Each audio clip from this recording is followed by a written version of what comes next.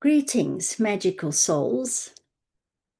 Today's video is a little bit different, and I'm going to start this video by putting a trigger warning on it.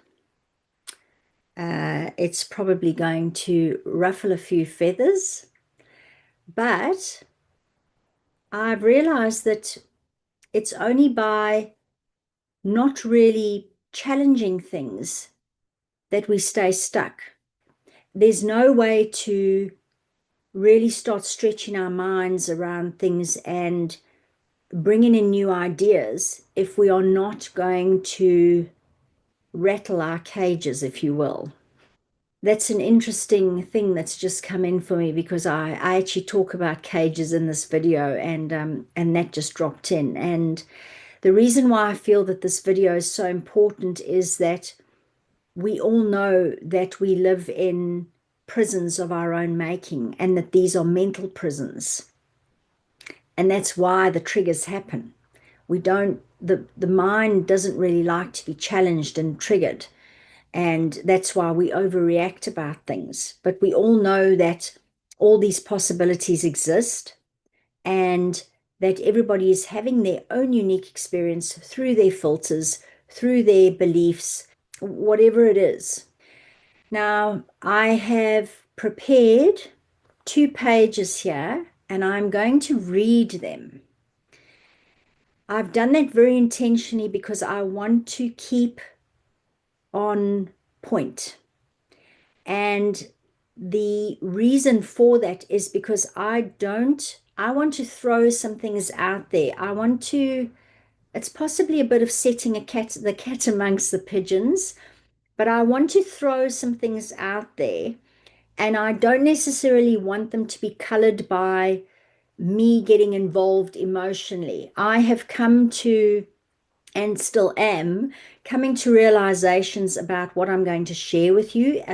It's layered and it's unfolding. And I did want to share this with you while this book that I've just read was fresh in my mind, because I feel like this just needs to be said.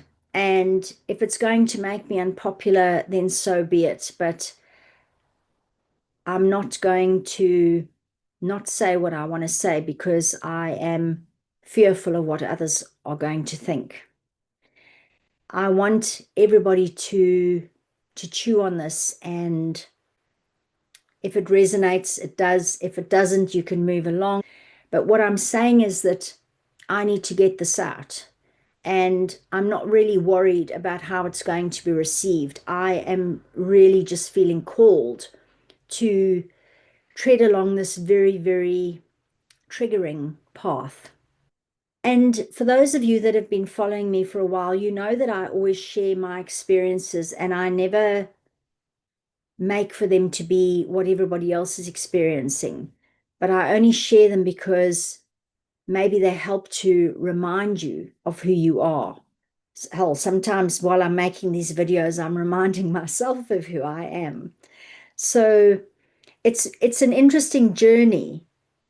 What's really, really key is that there's a saying that the truth cannot be told, it can only be experienced.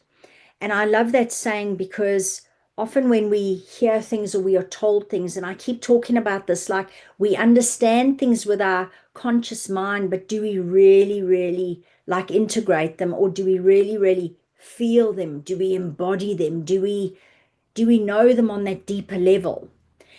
And it's important. That's another reason why I want to read this, because I want it to be something that is kind of kept to just the basic sort of skeleton of it so that you can experience that in your own way without me coloring it too much, if that makes any sense.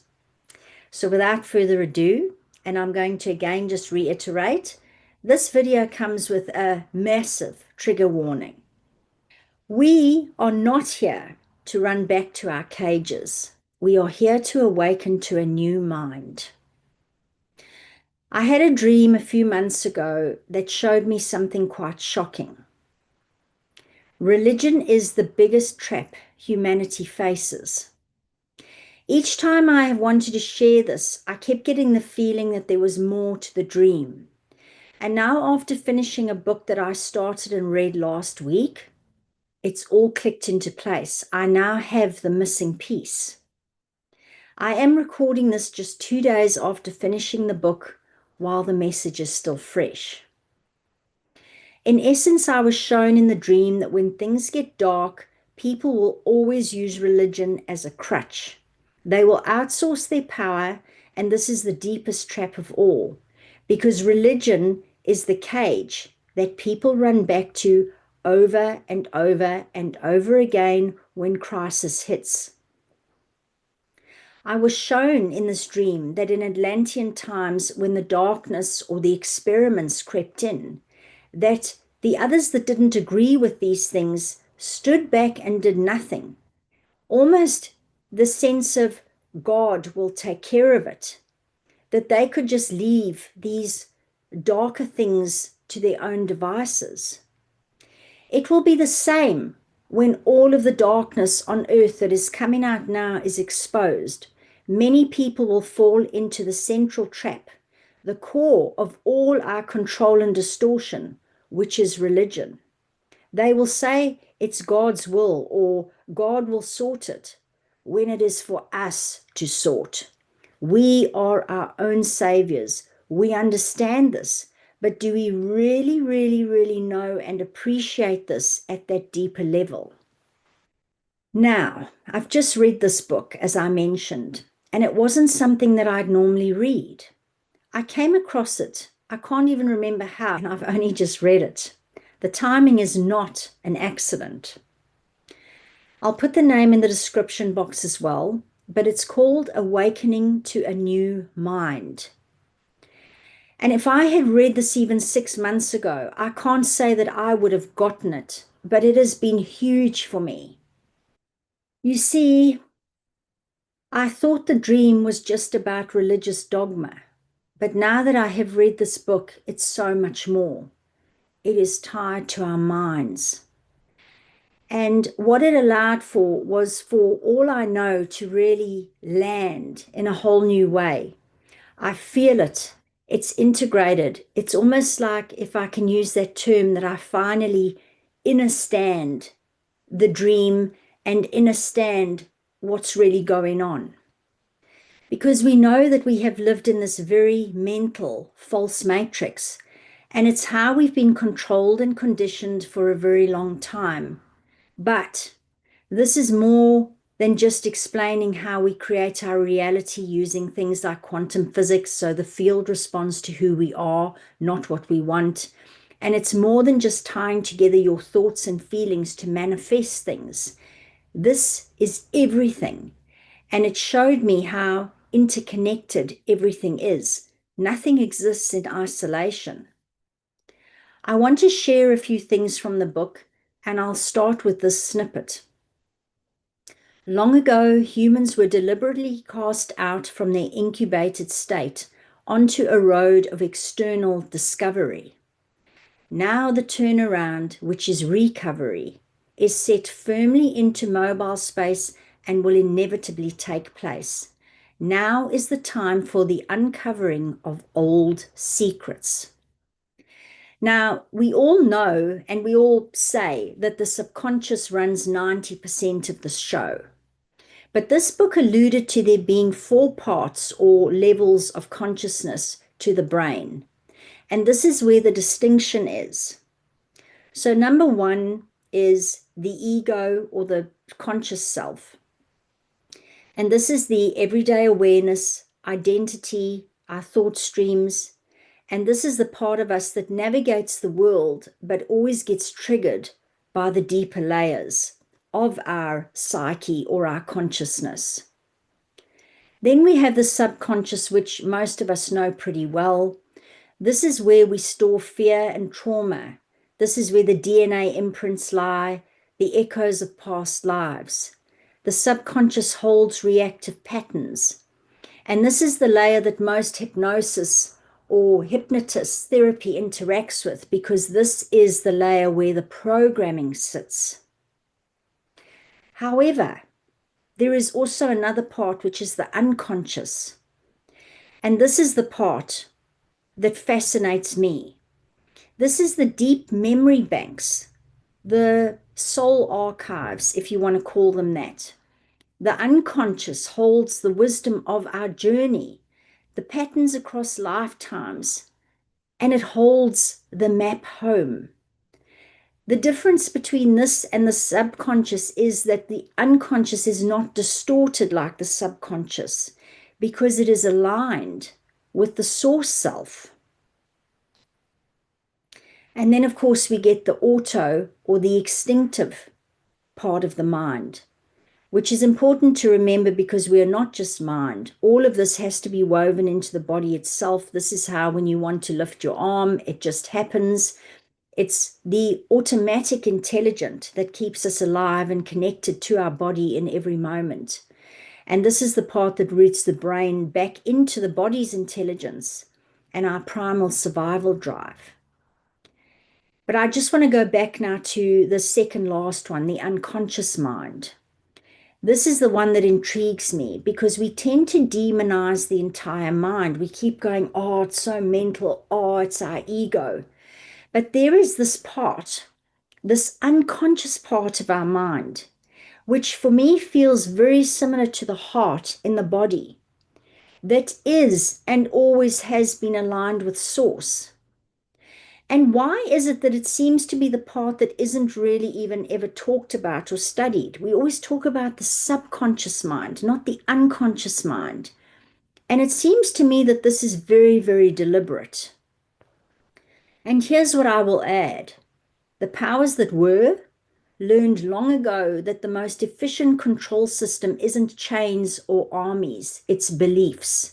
If they can colonize our minds, they don't need walls. They don't need prisons. And the diseased psyches that this book mentions, the distortions of fear, shame, division, aren't even ours at the core. They're implants, overlays, eons and eons of cultural conditioning programs. Which is why the book's emphasis on the subconscious clearing to unconscious wisdom path is so important and critical. It's not just self-healing, it's also a deprogramming from a planetary hypnosis. The trap is that when we believe the illusion, we sustain it. When we stop feeding it, it simply dissolves. This is why it is more important than ever to disengage from the outer world, because we are feeding it. Which leads me to my next point. I want to share a personal insight. When we all get together, we know how powerful we are. Think mass meditations and how they affect the world physically. The Heart Math Institute has data on this. Like when people get together to do mass meditations, there are drops in crime rates. And so when people are engaged in peaceful mass meditation, these are some of the results. But what happens if the opposite is true? If billions of people hold that same collective vision, but with fear? Just think back to 5 years ago. There's a deadly invisible threat in the air. Well, the collective psyche projects that into form, just like projecting peace into form. The reality is that fear unites people as much as love does, but in a constricted, contracting, and often very detrimental way. And that's why to some people like me, the events of 5 years ago looked and felt like a mass hypnosis ritual. It's like they hijacked the collective creative power of humanity and bent it towards disease, division, and fear. And this is why understanding the mind's role in this is vital. And the fact that we have a key in our unconscious mind, one that holds the map home, one that's always been connected to the soul, is very, very, very important. So this is how humanity has been programmed to live in this false matrix. I don't know about you, but I'm pretty much done with this bullshit and I want change. I feel like I have just become aware of yet another superpower within me, which I was completely unaware of. And now back to the book and my own epiphany. And here is the main trigger warning. So, just like we were misled about Yeshua, we believed religion and only the man, literally, rather than the messages and the learnings, the deeper layers, the deeper truths, which touch on embodied love, how we can heal ourselves instantly, and how manifestation really works, as well as unity consciousness. What if the same is true for Lucifer? In religion, he became the devil, the fallen angel. And I now know that there's no such thing as the devil or hell. And think about what his name means, light bearer or light bringer, as some say. So, what if Lucifer's time is now to illuminate, to expose the shadows hidden for so long so that they can be cleared? What if Yeshua and Lucifer are some sort of cosmic brothers, both serving source, just in different ways? The two archetypal sons are simply functions of awakening, one showing the path of love and the other exposing the shadows. Both are here to guide us. And what if this is why the world really feels like hell right now? Or in my case, this whole lifetime has actually felt like hell. Because the hidden darkness is being revealed so we can finally transmute all of it. So, how does this all tie together, my dream and the book? Well, as I said, religion keeps people in passivity. The God will fix it, or it's God's will, or we'll leave it up to God. But awakening means we must take responsibility for our own minds and souls. We cannot keep running back to the cages when things shake. These cages are of our own creation. Yes, we've been deceived and manipulated to an extent that is actually unfathomable, but we have always had a choice to awaken and say, no more. It lives within us, not just in the heart, but there's a part in our mind too. We have yet another powerful connection to Source right here. So I will close with this. And again, this may trigger some people, and that's okay, because triggers show us where the programming is and where our own darkness is. What matters is this: we're not here to stay asleep. We're here to awaken to a new mind and remember that nothing separates us from Source. Nothing, except those imaginary cages. The choice is ours. It always has been. We cannot blame someone or something external for what is happening. Everything is part of the whole, and that includes each and every one of us. Thank you all so much for listening, if you are still here. May this ignite something within you to lead you to finding your own truth.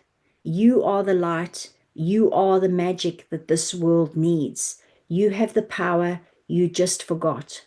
So may this be your reminder. We are not here to run back to our cages.